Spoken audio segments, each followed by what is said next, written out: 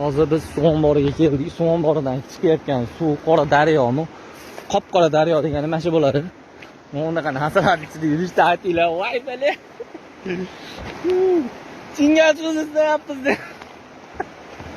Bu yerda nima bo'ladi? Chingal suv bo'ladi mana akalar. O, Xonobod ko'prigi mana. Bu yoqqa o'tib keladigan. O, to'piramizda suv ombor, kampirot suv ombor. Ashinadan chiqayotgan suv bu. Cho'milayotgan joyimiz.